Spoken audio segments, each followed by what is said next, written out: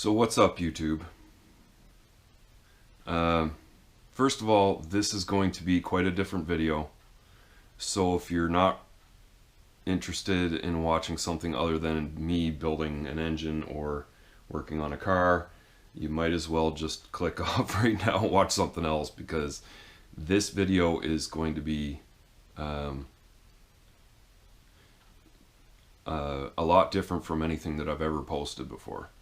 And I really don't know how long it's going to be.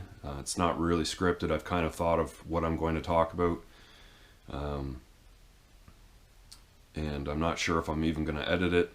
I'll probably just try and keep this one straight, one take, so that you guys can get a really good idea of what I'm talking about. I might kind of go back and forth a little bit because I haven't really planned it, or, you know. But yeah, if you're not really interested in listening to what I have to say, then you might as well just go watch something else, because you'll just be bored. But as you can see, I think I'm going to write this in the title. I've had a very epic experience on magic mushrooms, and I'm going to tell you about what happened, and try and give you a little bit of background as to what I've discovered. So I guess we'll kind of start out that I do have this amazing memory. It's spectacular. I can remember things from my childhood that other children just do not. And most of it is just like still images, but I do remember a lot of just things happening, and there's some traumatic experiences, and I guess some of these things that have happened have made me into a pretty screwed up individual.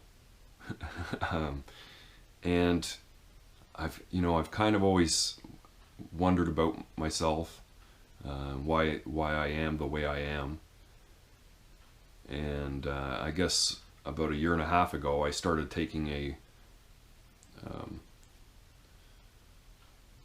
new path, and trying to find out the reason why I'm this way. So I started researching a lot about behavior and mental disorders, and I was kind of doing it for another reason, and I started to see some of these things in myself, and the more I looked into it, I started to realize I had my own problem. It wasn't everyone else in the world, it was actually me. I've never really gone to seek out therapy or talk to a doctor, anything like that. I've never been interested. I'm quite I enjoy solitude. I like being alone. I like working through things myself, and kind of shutting out others. It's just been something I've always done for a long time, since I was a kid. Even as a child, I really enjoyed playing alone. I had lots of friends growing up, and had lots of good friendships, but we moved around a lot, and that definitely structured some of my social habits. But anyway, so I've been on this adventure to try and figure out what's wrong with me, and kind of being really open-minded about the whole thing. Getting to that point of self-awareness. It's not been easy. It's been a lot on my conscience, especially this past year. So I would say about 1 year ago, just after Christmas last year, And then, I mean, this is all going through the pandemic, and this is probably why I've discovered some of this stuff. Just having the time, and with obviously a mental health crisis in the world right now. So I started, kind of reading about what some people were doing, and I kept on coming across stuff on YouTube about people using psychedelics to discover, their own problems and their mental health issues. A lot of people use it for addiction, and obviously like trauma of all different types. And the more I kind of read about it, I decided that that's something I wanted to try. I've never really taken medication. I don't like the idea of pharma at all. I think it's very helpful, and a lot of people do need it, but at the same time it's extremely dangerous, and people are getting addicted to all kinds of crazy shit. And I know myself, I have this extremely addictive personality, and I've gone through my own problems in my life. But I've always, kind of had this understanding that psychedelics weren't addictive. And the more I read about it, the more it just became that, fact. I realized that, all doctors were saying this, and it's just well known. But, they're illegal. There's Schedule 1 drug in the US, and they're illegal in Canada. Even mushrooms have been illegal since the 70s. But I decided I would eventually seek out some type of psychedelic, most likely mushrooms, to at least start digging into my mind and taking me on a adventure of some type. I did them when I was young. I had a lot of fun on them when I was young. Had a bad trip or two. Actually had a seizure on mushrooms when I was a kid. And I think it's probably because I was dehydrated. But even though after all those bad experiences, I never had really anything bad to say about them. It's not something you usually like come across. Like, oh man, you want some mushrooms? It's like, not everyone's like talking about that kind of thing. And I kind of, just kind of put it out of my mind for a while, and kept on reading about social behavior and disorders, and started to understand that I'm most likely in my own mind, and it's not something that's easily diagnosed from what I've read. But I have what they call antisocial personality disorder, ASPD for short, or also known as sociopathy. So I'm more than likely a sociopath. I logically think about social situations, and I do certain things to avoid them and to manipulate them.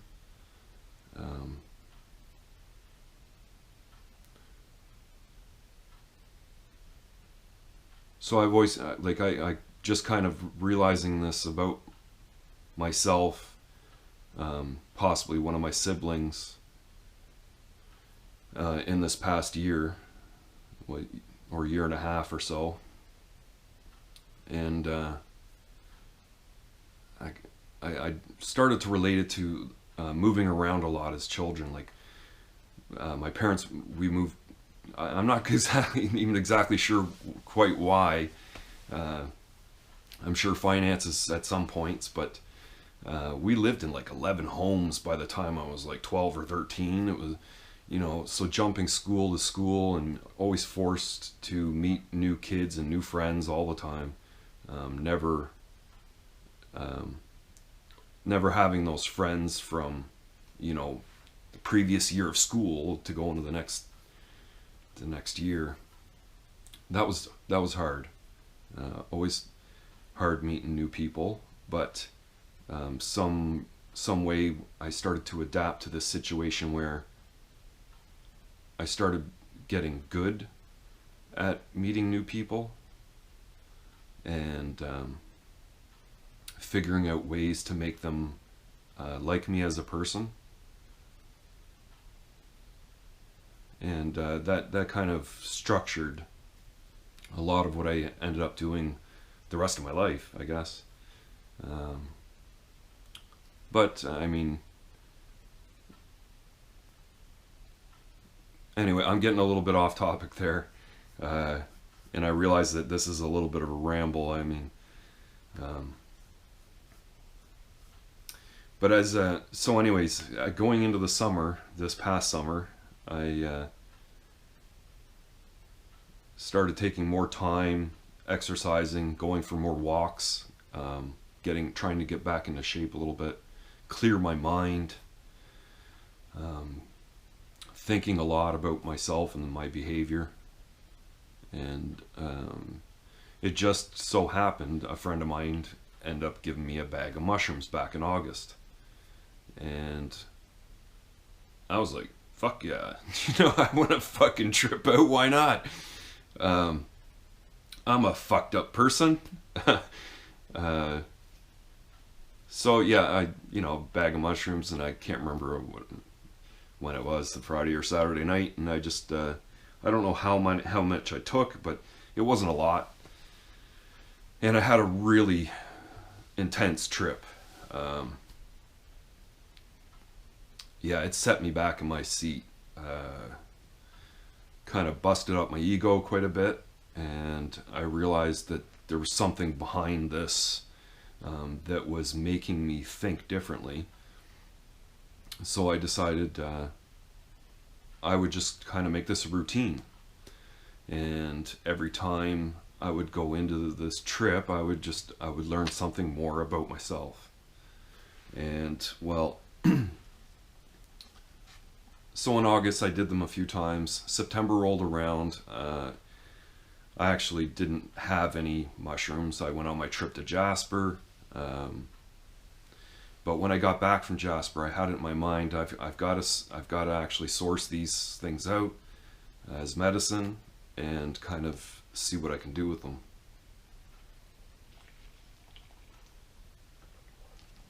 So I was able to easily source them online.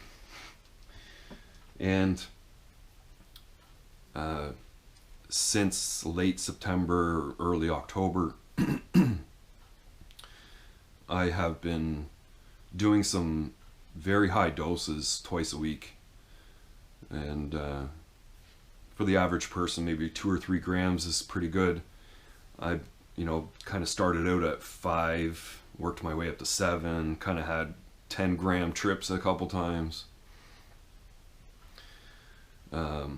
And experienced a lot of amazing things, especially about myself and my own psyche. But this last Friday, I wanted to kind of push the limit, and I decided I was going to take a very high dose. And it was 14.5 grams of mushrooms, and I wasn't really sure what to expect. But I knew my tolerance was high, and to kind of have some sort of breakthrough, I knew I was going to have to do a lot. And kind of prepped myself beforehand, even though I had kind of a bad day at work again. I went for it's just cold out here this morning, and it's like 5:30 in the morning, and I don't have the heat on, so that's why I'm kind of stuttering with my voice. It's cold. I went for a good long walk on Friday, and thought about the things that had happened that day, and why did that stuff happen? And why am I reacting in this way? And yeah, we're getting along here. So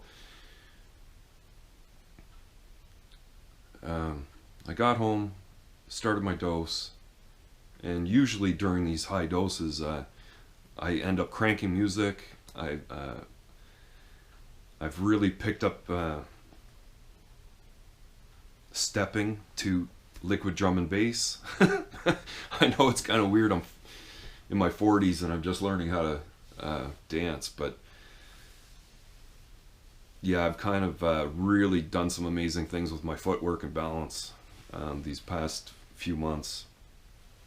And that's usually what I do. And as I'm kind of doing that, I play around on the computer. And a lot of these things go through my mind, and I might pause and kind of stare off into no man's land, and then I just start getting things going through my head and understanding things. And that happened on Friday. It happened so intensely that I kind of, from what I think, I time traveled in my own mind, and I went back to a traumatic experience as a small boy,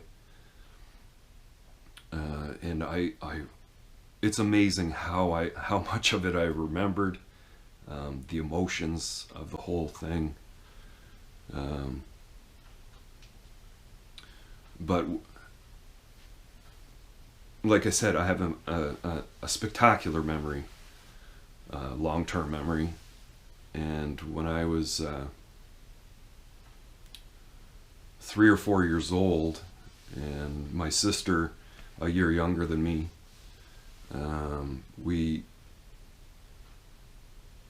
our grandmother had come to visit. And as mischievous kids, we got into her purse looking for candy. And we found, whether it was 1 or 2 bottles, of pills. And this is back when, the early 80s, there was no child safety on pill bottles. You just screw them open and away you go. And so her and I, we overdosed, eating all these pills as thinking they were candy, and ended up in the hospital. And I just kind of went into this vision, and here I am in the hospital bed, waking up, and I'm so terrified. I'm crying, and I look over, and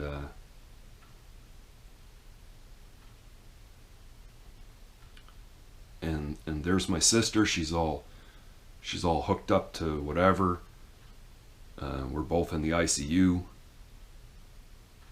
and I kind of think that I just remember crying and so scared.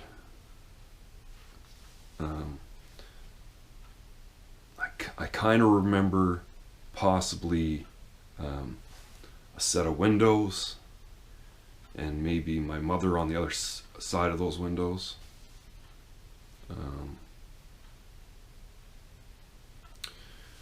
But yeah, it was I guess a very traumatic experience. So eventually I was moved out of ICU, and I remember being in another hospital bed. The small television, and there'd be some child morning shows on, like Sesame Street or whatever they would play. But that stuff only went for so many hours, and then the TV just got turned off. And I remember they gave me this Etch-a-Sketch to play with. And now that I think about it, it wasn't actually a toy. They were probably checking brain activity and motor functions and all this with that Etch-a-Sketch. And I just remember crying, like I just wanted to go home. And I didn't understand why I couldn't go home.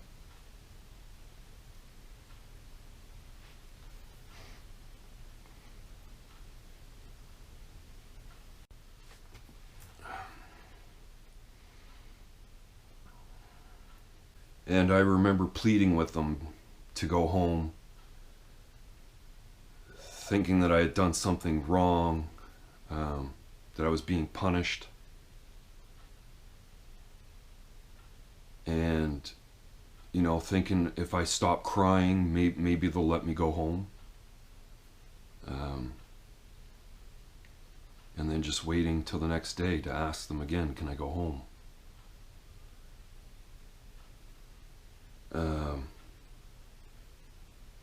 So eventually, we did go home. My sister and I were deemed okay, and I think in those early years, my parents were likely, you know, so ashamed that happened that they became very overprotective of us as small kids. And as time wore on, we you know, we probably whined about this a lot, you know, wondering why we couldn't go do things, and eventually they gave in, and I guess my sister and I started to take control of the situation a lot, and I got a feeling a lot of my emotions and maybe some of that trauma I imprinted onto her a little bit.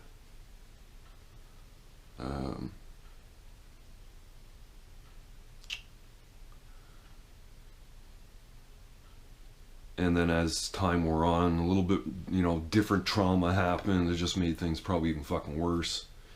And eventually I got to the point where,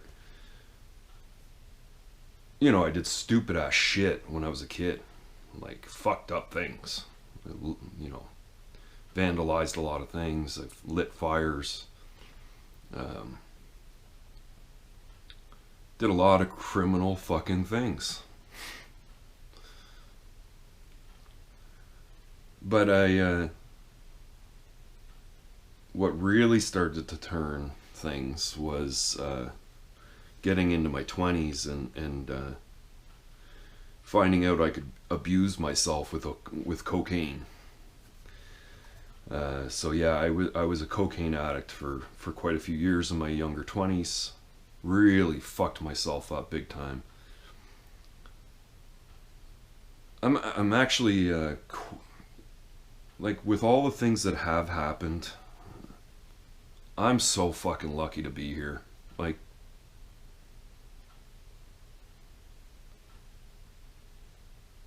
Like the odds were really against us.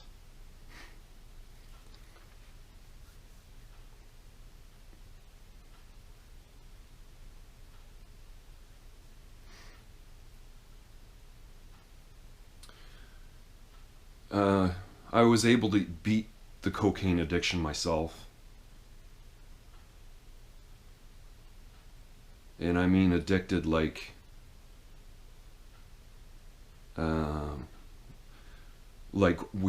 I had very easy access to a lot of coke. A lot of it. And very pure stuff at the same time.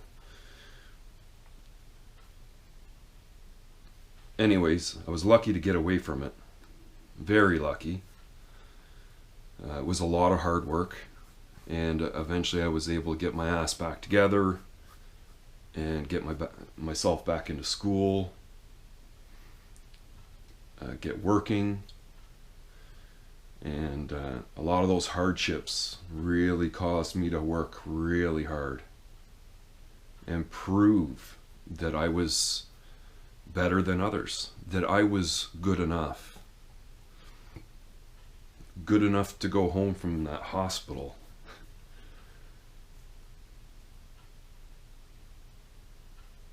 That's the way I see it now. It does make a little more sense. I stay away from a lot of people, and my solidarity has really caused me to educate myself on all types of different subjects. Learn new techniques about whatever it is. Technology and health and science, and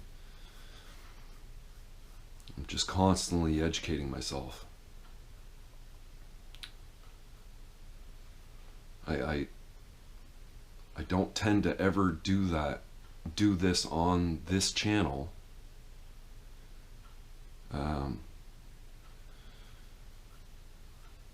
But I just look at the world much differently than other people. I'm looking at it out of a much different set of eyes that I always thought was kind of normal, and it's just taken a long time for me to realize that it's not. So I guess that's kind of why I don't struggle with the channel. I mean, it's just a YouTube channel. Who cares, right? But like a lot of times I'll put off stuff in the garage because I'm going through something on the side, and I don't ever say anything to you guys. And I know most of you aren't aware, and well, let's just say the majority of viewers don't really care. Like my trip to Jasper, I didn't expect those videos to get a lot of views, but when 0.1 or 0.2% of your viewers or your subscriber base actually watches them, it's kind of like, you know, makes you think about what you're doing. But I know what the channel's about, and I know why people come to watch it. It's just sometimes I've got to really put myself first. And I'm starting to realize the more and more I do these psychedelic trips,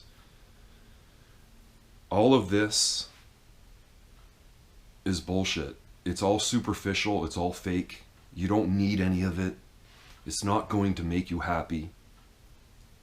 I've heard other people talk like this. But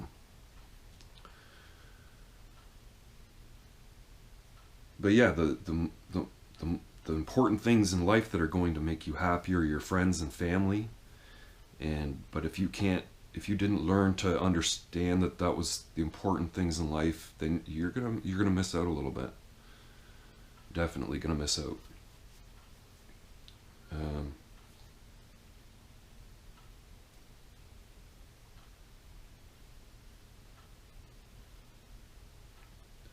So I guess yeah, this video is just a little bit fucked up, and I know you guys weren't expecting anything like this.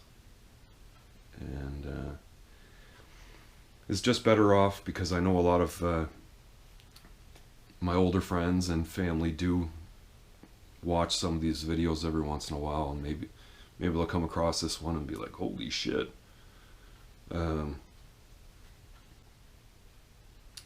And I guess, like, even though I've, you know, kind of explained, you know, I've gone through a bunch of this trauma and I believe I have this disorder or whatever, you guys don't need to, like, think that I'm, like, a crazy person, because I don't look at myself as being crazy. I just look at myself, my brain just didn't develop the same way other people's did. And that's happened all over this planet. This is happening for all types of different reasons to all different types of people at different times of their life. And learning about it and teaching myself about it is going to, I keep telling myself I'm leveling myself up. I'm getting to that next level that other people just can't understand. They don't have the actual mental capability of understanding these things.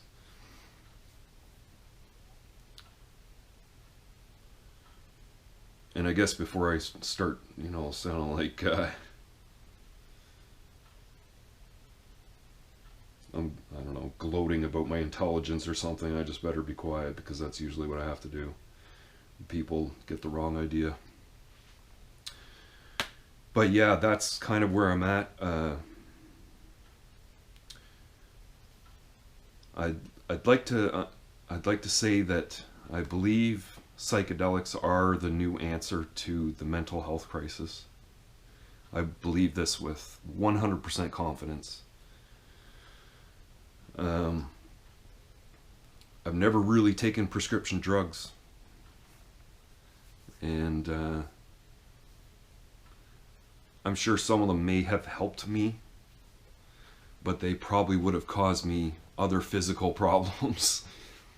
I see people shoveling medication like it's food, and that's just not. I think pharma gets you there, and it just becomes a snowball. You start taking that little bit, and you got to take more and more, and then eventually you're just like in bad shape. You stay good and hydrated, have a proper diet, good exercise, and you can stay away. You can stay away from a lot of that stuff.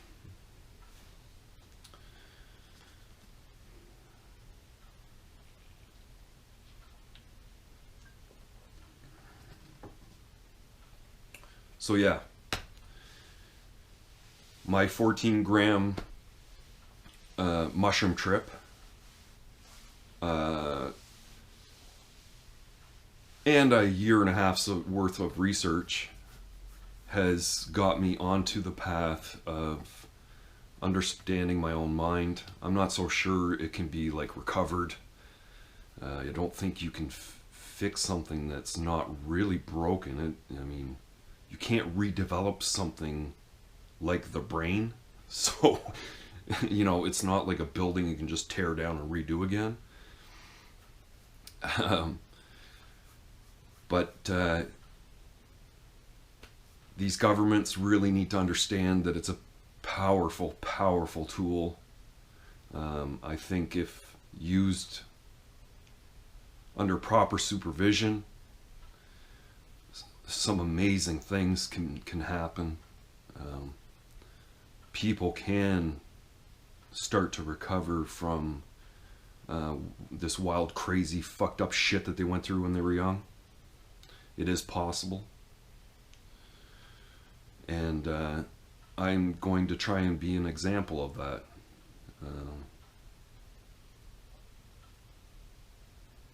And I just wanted to put that out there.